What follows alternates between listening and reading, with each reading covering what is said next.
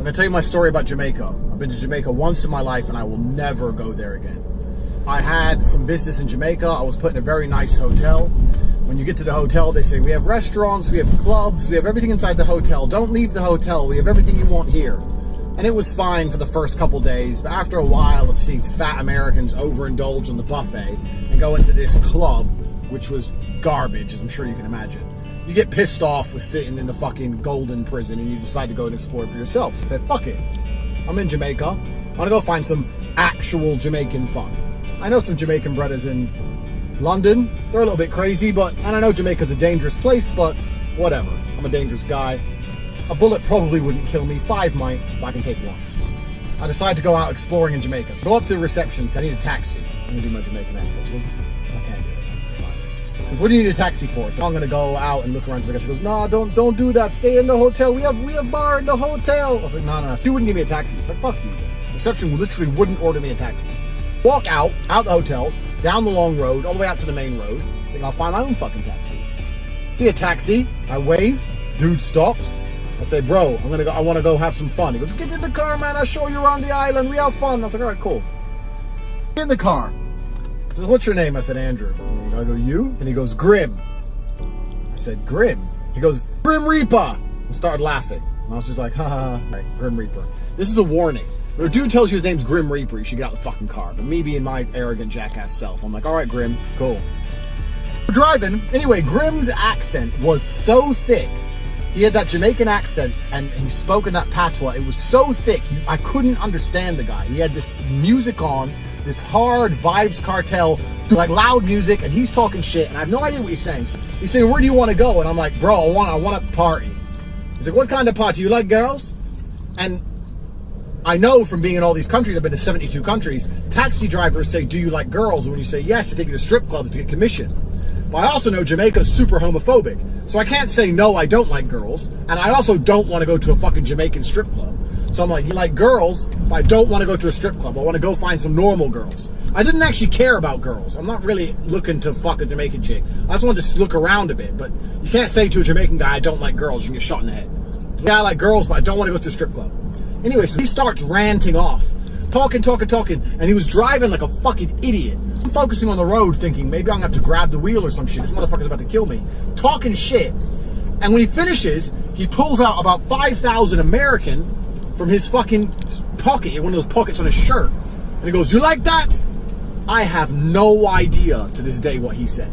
He must have talked for about 2 minutes. And he pulled out the money and goes, you like that? I like money. I was like, I like that. He goes, I party with you all night. I was like, all right. So by saying it like that, I agree Grim's going to come party with me. He pulls up at this club. It's the best club in Jamaica, blah, blah, blah, blah. We go in there. I am mixed race. I may as well have been Ed Sheeran up in this motherfucker. It was black. I'm not being racist. I'm saying it was black. The music was black. The lights were low. You couldn't see nobody's face. It was just black. Everyone in there probably had a gun. Everyone knew the dances. A song would come on. Everyone's doing the same dance. I'm standing there completely out of place.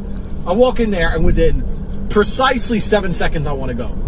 And it took only 7 seconds for Grim's stupid ass to order a bottle of Chivas Regal, which I don't even fucking drink. They brought the bottle over to me. I could see on the wall the price of the bottle, but the bill said double, because I'm obviously fucking too white for this fucking place.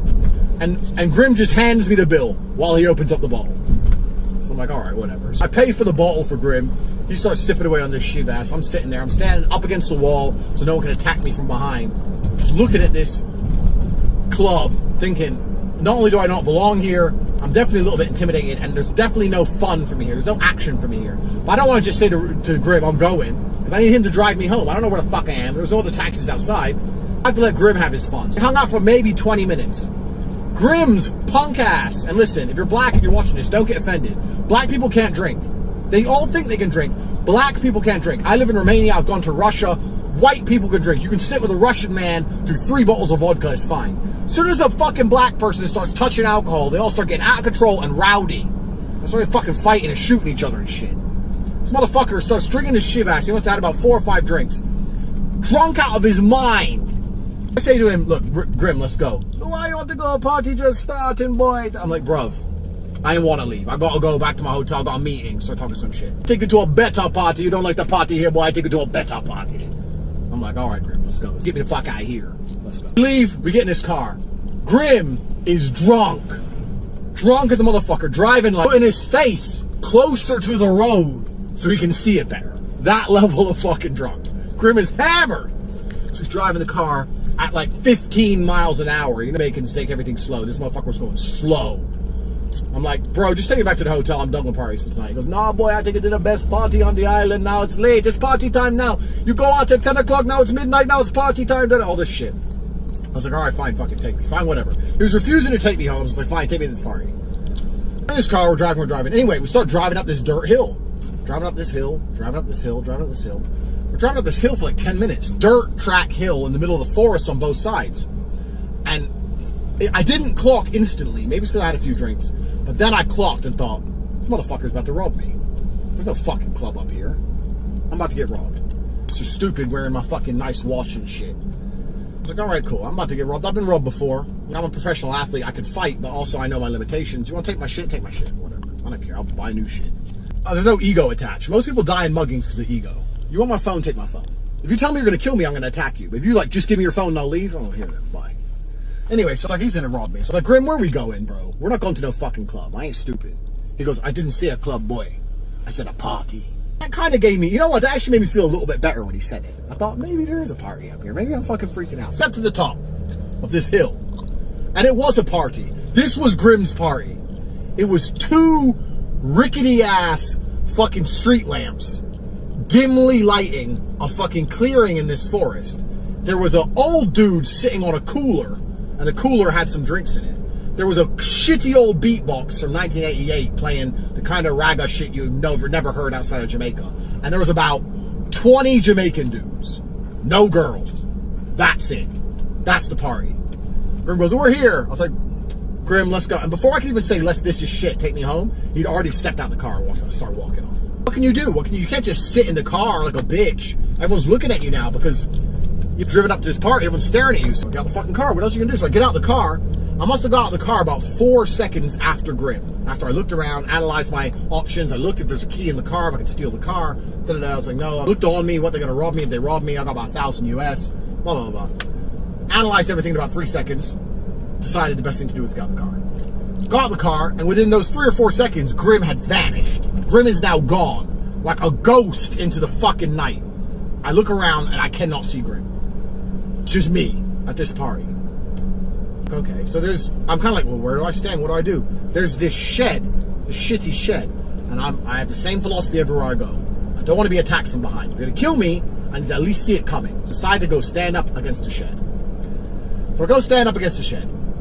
I'm standing there trying to pretend I'm just like chilling. And all the dudes are looking at each other and then looking at me. And Jamaicans, they're not subtle. Jamaicans are not subtle people at all. They made it very clear what they were doing. They were asking, who knows this guy? Can I rob him? Is he a police? Who the fuck is this dude? They're like, him, you. Like, he's being super obvious. Who the fuck is, if he's your friend, if I shoot him, are you going to be mad? So everyone's talking to each other about me. I'm just sitting there, and obviously as a professional athlete, especially in fighting, you get a poker face. That's your whole job, is you have a poker face. I sit there and thought, my only thing I can do is keep the poker face on. I have to pretend I don't give a fuck. I gotta pretend I'm so comfortable here, I gotta have the poker face, like you do before a world title fight. Before a world title fight, you're scared, but you just keep that straight face. I'm chilling, straight face, whatever. Anyway, there's these two dudes, the two biggest guys. I'm 6'3.5". These dudes must be about 6'5", both of them. Wearing the string vests, lean like me, built. They start talking, and they're the ones who are most overtly pointing at me and like checking if, you know, I'm okay to be a target. I can't say for 100% certain because it was about 10 meters out in the dark, but I will say with 99% certainty there was a pistol in his belt. I analyzed him for head to toe, and I looked in his belt and I saw there's a pistol. If someone would say, would you bet your life on it? I'd say, yeah, there's a pistol in his belt. So I knew this is an unwinnable fight, so I was like, okay. My plan is this. While I was looking at his belt and the pistol, someone started walking down the hill. So I said to myself, next time someone starts walking down the hill, I'm just going to walk with that person and pretend I know that person. And if I can convince that one person not to kill me, then that lowers my odds. Instead of having to convince everyone not to kill me, I was convinced one guy to not kill me. So next time someone leaves, I'm walking down the hill. These two dudes are about to fucking attack me. Anyway, I'm literally looking at the hill and thinking that's my plan. And I hear, yo, and I turn to the side, it's fucking Grim. And he stinks of weed. Stinking of weed out of his fucking mind. He goes to me, you having fun, boy? I was like, no. I said, it's all right. I didn't say no. I thought no. I said, it's all right, man. I need to get back. I got people waiting for me. You know, the typical basic tricks, you know. He goes, you want the taxi home? I was like, yeah. He goes, $1,000. It's like 1,000 what? Jamaican. Remember, I paid this guy 10 Jamaican dollars. That's what, like $3 to get this far. He goes, no, 1,000 American dollar. I leave you here with my boys. So it was all a big setup from the beginning. I said, my friend, I've got about $700 on me. I spent the rest on your fucking shivas. He goes, I'll tell you what. I take you home for $700. I wait outside. You bring me the other 300, or you never make it off Jamaica. I look him in the eyes. I said, Grim, you motherfucker. I said, you know what? Deal. We get back in the car. It wasn't even animosity. We get back in the car. It was like, men understand the reality of the world. I can't be mad at Grim. Grim does what Grim does. I walked into it. I get back in the car. He goes to me, now, he goes, the party not finished for me, boy. Starts putting music on. He's my friend again. Everything's fine. We get back to the hotel. And I thought, okay, I'm at the hotel now. I cannot pay him. I can fucking call the police. I can be a little bitch. Like most white boys would do. That's what a white boy would do. I'm being racist now, but it's true. Little bitch-ass tourist. Little pussy. Ooh, run away from the car. Grim tried to rob me. You know what? I have honor. Grim, he pulled a scam, and it worked. And he did save me from basically getting my brains blown out. So I thought, you know what, Grim, here's 700. I said, do you want that other 300? I'll go get it if you want it. And Grim turned to me and goes, don't worry about it, boy. That's enough. Have a good time in Jamaica. I was like, thank you.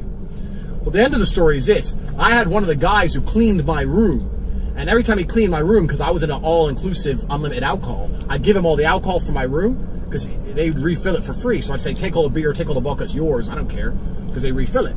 And what surprised me, he goes, no one's ever done this for me before. I work here 10 years. It's like, it's free. Why the fuck would I care? Because people are stingy and stupid, whereas I'm not.